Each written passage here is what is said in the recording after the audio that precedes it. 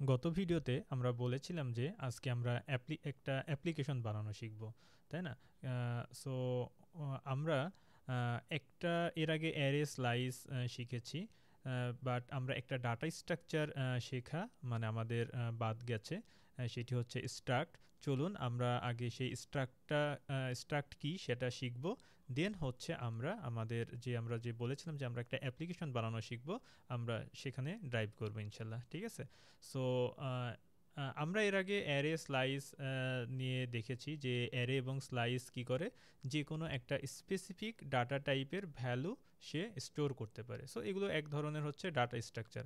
আচ্ছা, data structure কি? Data structure মূলত হচ্ছে মানে একটা ওয়ে, ডাটা অর্গানাইজিং ম্যানেজিংয়ের একটা ওয়ে। সেটি হচ্ছে কি করে কিভাবে আমাদের মানে কম্পিউটারের মেমোরিতে ডাটাগুলো স্টোর হবে এবং সেই ডাটার উপর আমরা কি ধরনের অপারেশন চালাবো, সেটা অ্যাকচুয়ালি ডাটা স্ট্রাকচারটা ডিফাইন করে। মানে আমরা যেই ডাটা স্ট্রাকচারে ডাটাগুলো স্টোর করব সেটার উপর অ্যাকচুয়ালি ডিপেন্ড করে। ঠিক আছে? সো আমাদের অ্যারে এবং স্লাইসের ক্ষেত্রে কি ছিল, যে আমরা যে কোনো একটা সেম মানে হচ্ছে ডাটা টাইপের মানে একটা অ্যারে তৈরি করতে পারতেছিলাম। যেরকম যদি আমরা বলি আমরা হচ্ছে যে কোনো ইন্টিজার, একটা অ্যারেতে শুধু একটা ইন্টিজার টাইপের ডাটা মানে এলিমেন্ট স্টোর করতে পারতাম, তাই না? আবার কি ছিল, যে শুধুমাত্র একটা স্ট্রিংয়ের একটা অ্যারে বা একটা স্লাইস তৈরি করতে পারতাম। কিন্তু যদি আমাদের কখনো এরকম দরকার হয় যে আমাদের কিছু রিলেটেড ফিল্ড রয়েছে, যেরকম যদি আমরা একটা পার্সনকে মানে ইমাজিন করি, দেন তাহলে একটা পার্সনের নাম আছে, তার এজ আছে, তার ইমেল, তার কন্ট্রাক্ট অ্যাড্রেস আছে। ঠিক আছে? আমাদের জানা লাগতে পারে সে ম্যারিড কি আনম্যারিড। সো এখানে আমাদের মাল্টিপল ডাটা টাইপের মানে ভ্যালু মানে প্রয়োজন হবে, তাই না? যেরকম নেম স্ট্রিং, তাই না? এছাড়া তার হচ্ছে যদি ইয়ার কথা, এজের কথা বলি, তাহলে সেটি হচ্ছে ইন্টিজার হবে। তারপরে ইজ ম্যারিড যদি বলি, সেটা হয় ট্রু অথবা ফলস, মানে বুলিয়ান টাইপের হবে। এই যে আমাদের ডিফারেন্ট ডাটা টাইপের একটা কম্বিনেশন বা এই রিলেটেড ফিল্ডগুলোকে কম্বাইন করে আমরা একটা নতুন ডাটা স্ট্রাকচার তৈরি মানে কনসেপ্ট, সেটি হচ্ছে একটা স্ট্রাক্ট। স্ট্রাক্ট মূলত কি, একটা কাস্টম ডাটা টাইপ, মানে আমরা হচ্ছে স্পেসিফিক ফিল্ডগুলো বলে দিতে পারি। চলুন আমরা একটা এক্সাম্পল দেখি, তাহলে আমাদের বুঝতে সুবিধা হবে। সো স্ট্রাক্টের মানে একটা স্ট্রাক্ট হচ্ছে ডিক্লারেশন করার হচ্ছে মানে শুরুতে আমাকে একটা কিওয়ার্ড ইউজ করতে হবে, সেটা হচ্ছে টাইপ। এবং সেই মানে হচ্ছে মানে স্ট্রাক্টের আমি কি নাম দিতে যাচ্ছি সেটা, ধরুন যে আমি বললাম একটা পার্সন টাইপের, একটা কাস্টম টাইপের আমি হচ্ছে একটা মানে ডাটা স্ট্রাকচার তৈরি করতে চাচ্ছি। তাহলে সেটি বললাম টাইপ মানে টাইপ পারসন এবং স্ট্রাক্ট।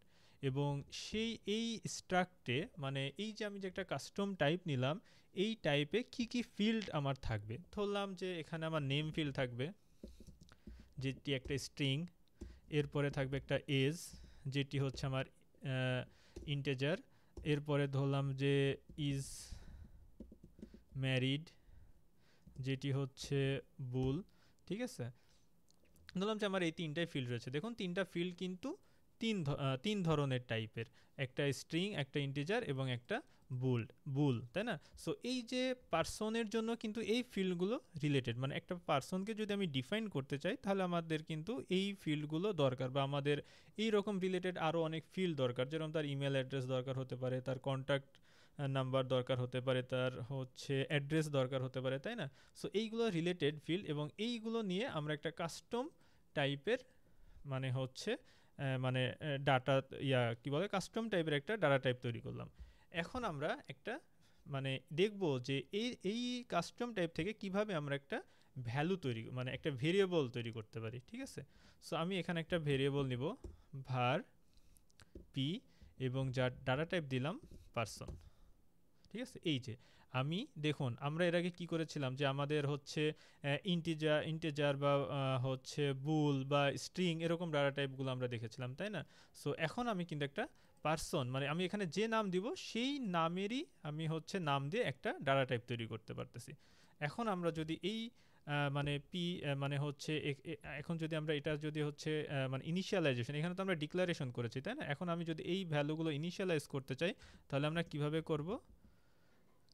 পার্সন, এবং আমার এখানে কি দিতে হবে, তার নেম দিলাম হচ্ছে XYZ, এজ এজ যেটা হচ্ছে আমার ইন্টেজার, দিলাম হচ্ছে 30।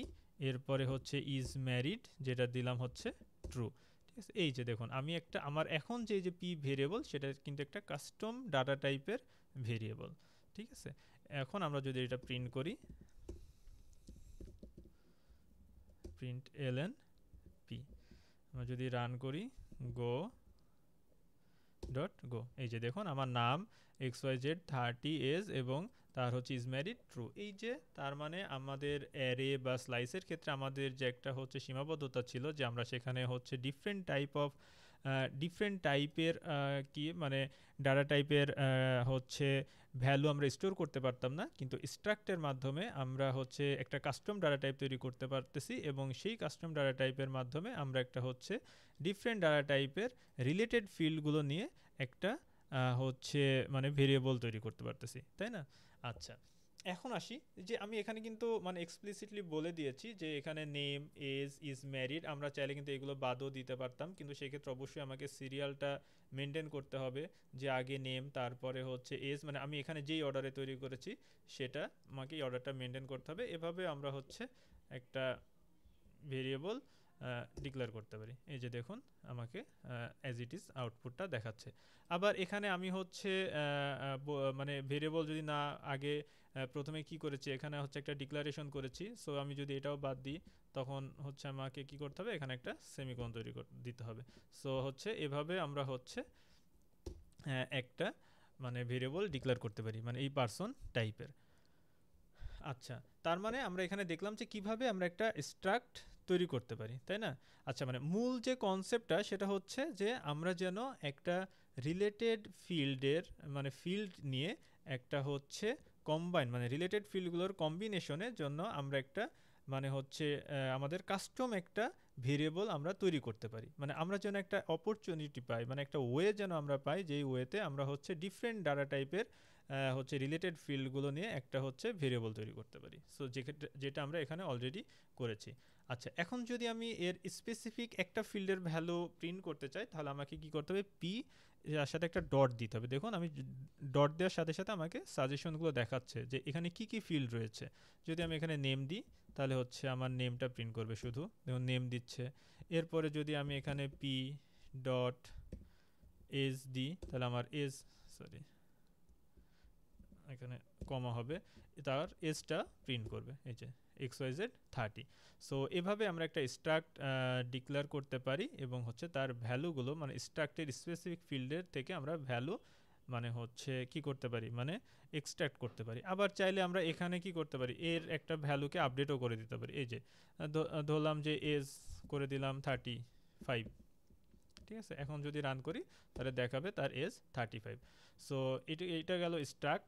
সো এখানে আরেকটা যেটা আমরা যদি এখানে হচ্ছে একটা এমটিও তৈরি করতে পারি, জাস্ট আমরা মানে এক্সাম্পল হিসেবে দেখাচ্ছি, যদি এটার ওরকম কোনো ইউজ কেস নাই, তখন যদি আমরা দেখি তাহলে দেখুন যে সরি এখানে তো আমি আবার এজ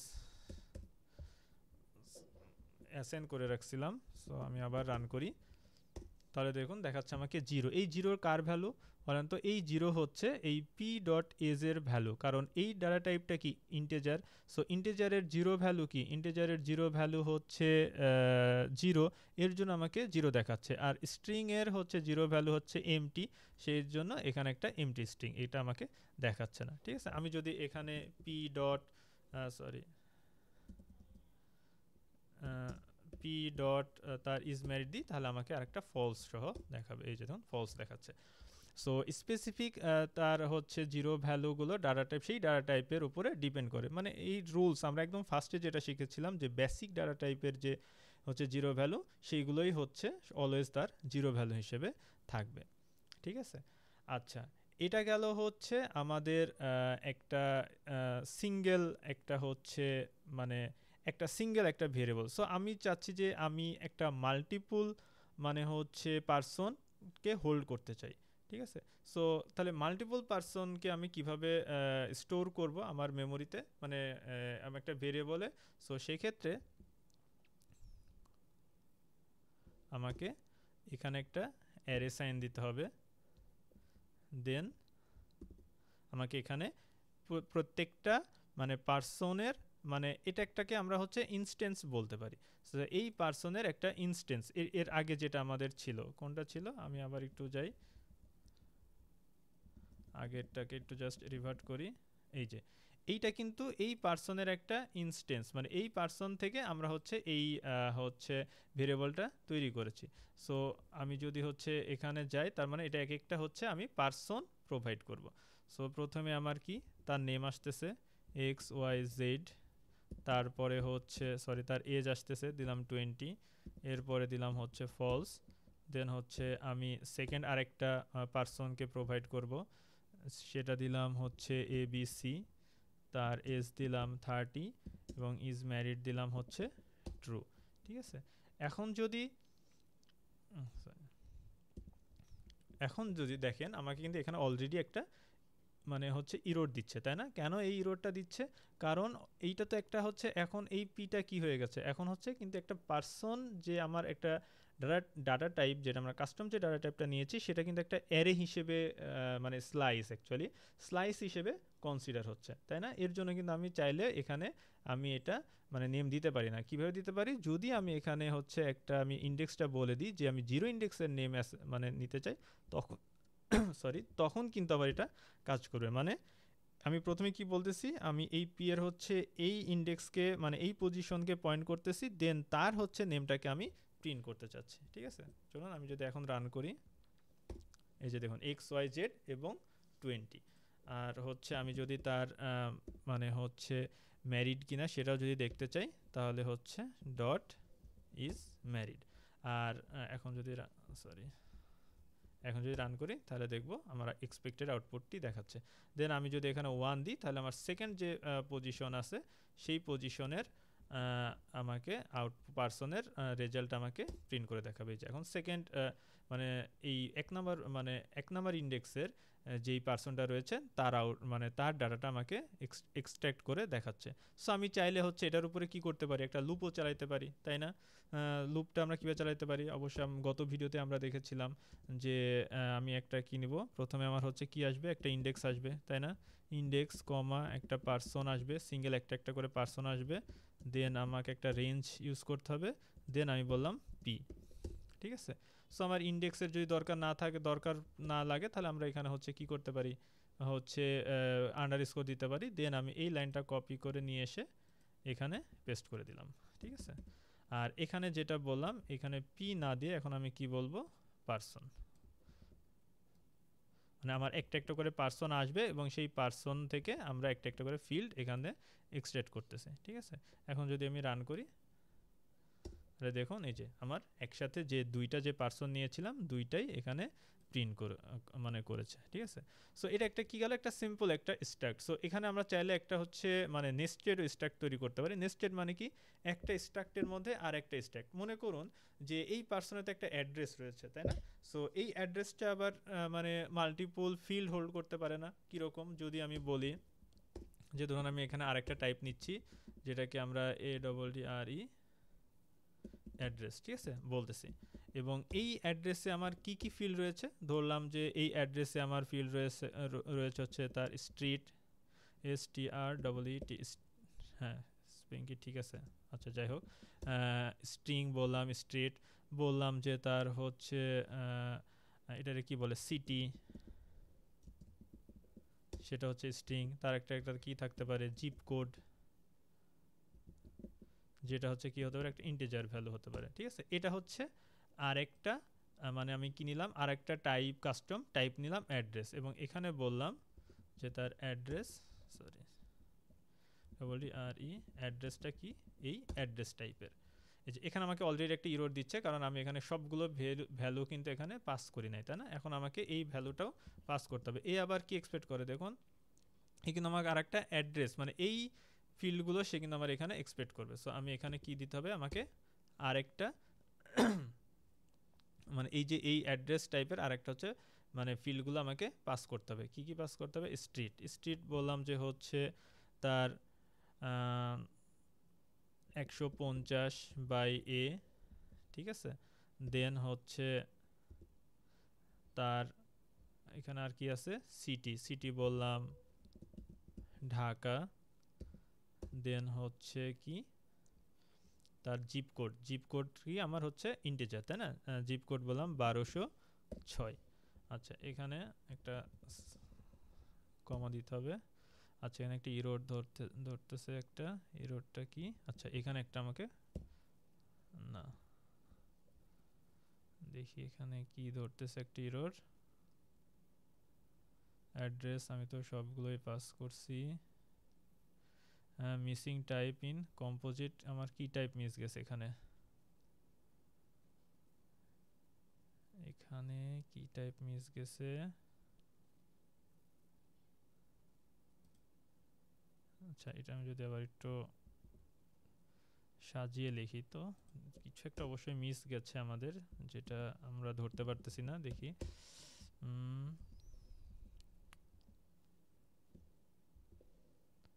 ফলস, তার মানে হচ্ছে এখানে আমার কি আসবে?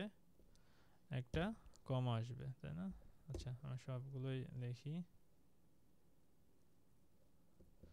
প্রথমে আমরা একটু শুরু থেকে আবার নিই, কিছু একটা মিস হচ্ছে এখানে।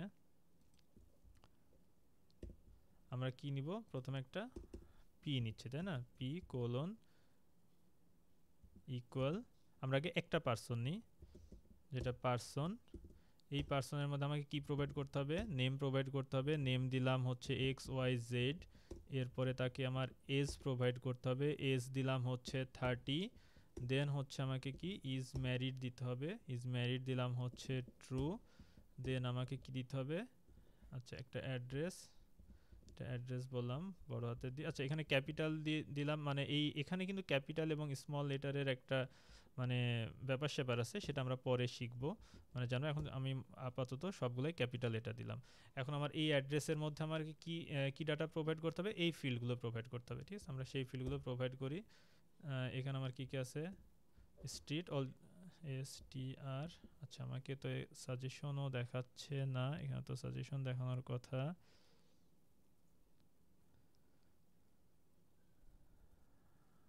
Person address,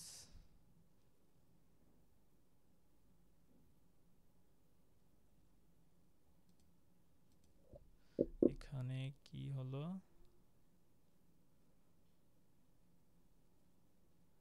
STR।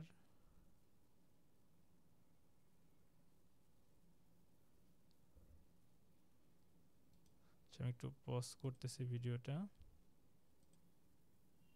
আচ্ছা, এখানে যেটা হয়েছিল সেটি হচ্ছে খুবই সিলি একটা মিস্টেক। সেটা হচ্ছে নিচে দেখুন, আমি যখন কমেন্ট করেছিলাম তখন একটা থার্ড, মানে এটা কি বলে, কার্লি কার্লি যে ব্র্যাকেট রয়েছে সেটা হচ্ছে কমেন্ট আউট হয়েছিল না, তার জন্য আমাকে কোনো সাজেশনও দেখাচ্ছিল না। আমি ভাবতেছিলাম যে হয়তো কোনো একটা ভুল করেছি। অবশ্য ভুল করেছি, বাট এখানে না, নিচে, ঠিক আছে? সো এখন আশা করি আমাকে, এই যে দেখুন, এখন আমাকে সব ঠিক মতো সাজেশন দেখাচ্ছে। সো আমি তাহলে তার বলে দিলাম যে তার স্ট্রিট হচ্ছে 150/A, এবং বললাম যে হচ্ছে এরপরে কি ছিল? সিটি এবং জিপ কোড।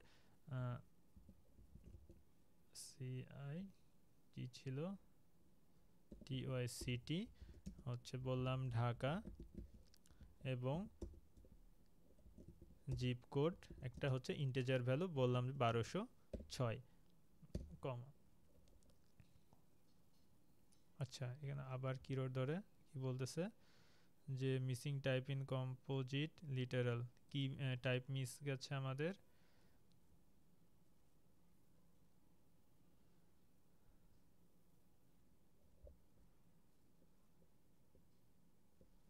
এখান থেকে কিছু রোড ধরতেছে কিনা?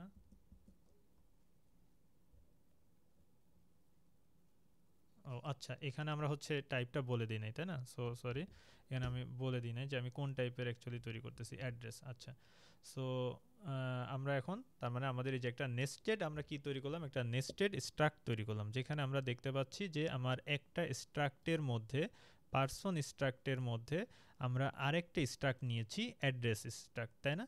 সো এগুলো কিন্তু সবগুলোই কিন্তু হচ্ছে একটা কাস্টম ডাটা টাইপ। আমাদের পার্সন একটা কাস্টম ডাটা টাইপ, মানে অ্যাড্রেস একটা কাস্টম ডাটা টাইপ, তাই না? মানে এখানে যে ফিল্ড অ্যাড্রেস ফিল্ডটা রয়েছে সেটা হচ্ছে এই অ্যাড্রেস, মানে হচ্ছে ভেরিয়েবল মানে টাইপের, অ্যাড্রেস ভেরিয়েবল টাইপের একটা ফিল্ড, ঠিক আছে?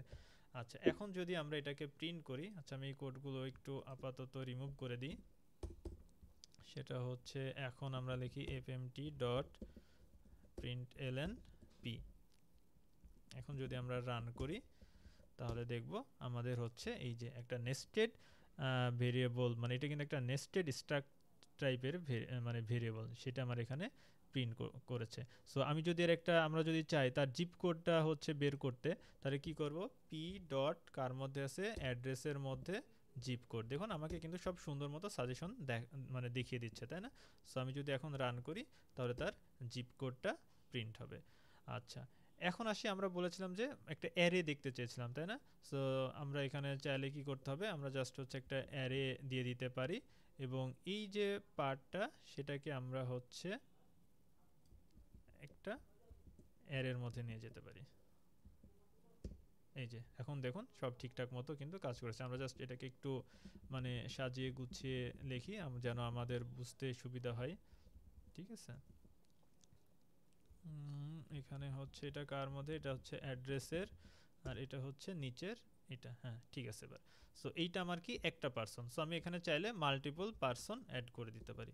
এই যে এটা হচ্ছে আমার এখন সেকেন্ড আরেকটা পার্সন, যার নাম দিলাম এ বি সি, এস দিলাম হচ্ছে 20, এটা ধরলাম ফলস, ঠিক আছে। এই অ্যাড্রেস দিলাম 160/A, এটা দিলাম ঢাকা থাকলো, এটা দিলাম 1212।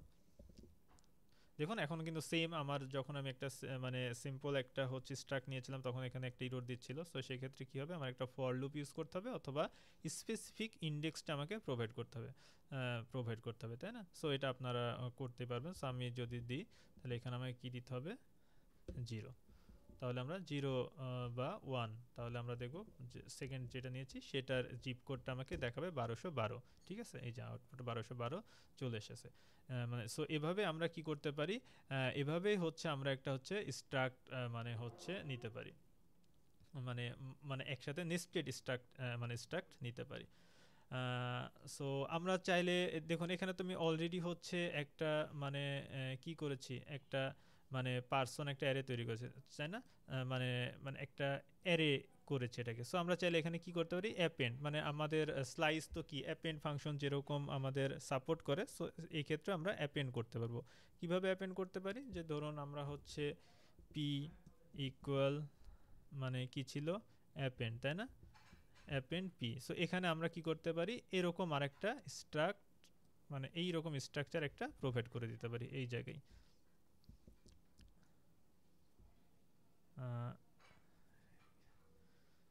কি হলো এটা, এখানে কি একটা এরর দিচ্ছে কিছু একটা, ও আচ্ছা এখানে আমি টাইপ বলে নেই, সেটি কিসের একটা পার্সন, এই যে, হ্যাঁ ঠিক আছে।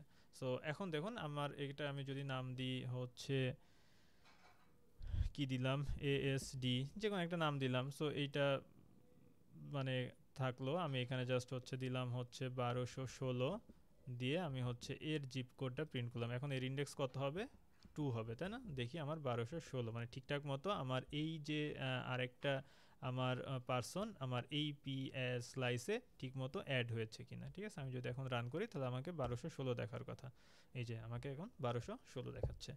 সো এটাই হচ্ছে মূলত স্ট্রাক্ট গেল। সো আমাদের মোটামুটি যে আমাদের ডাটা স্ট্রাকচারগুলো ছিল বিভিন্ন টাইপের অ্যারে, স্লাইস, তারপরে যে এখন যেটা আমরা দেখলাম স্ট্রাক্ট, মোটামুটি আমাদের শেখা শেষ। এরপর ইনশাল্লাহ আমরা পরের ভিডিওতে একটা ছোট একটা অ্যাপ্লিকেশন বানাবো, যেই অ্যাপ্লিকেশন থেকে আমরা হচ্ছে যে সেই অ্যাপ্লিকেশনে আমরা হচ্ছে বিভিন্ন ধরনের স্ট্রাক্টের ব্যবহার দেখব, ইফ এলসের ব্যবহার দেখব, ঠিক আছে, দেন ফর লুপের ব্যবহার দেখব। এগুলো দিয়ে আমরা হচ্ছে একটা অ্যাপ্লিকেশন বানাবো।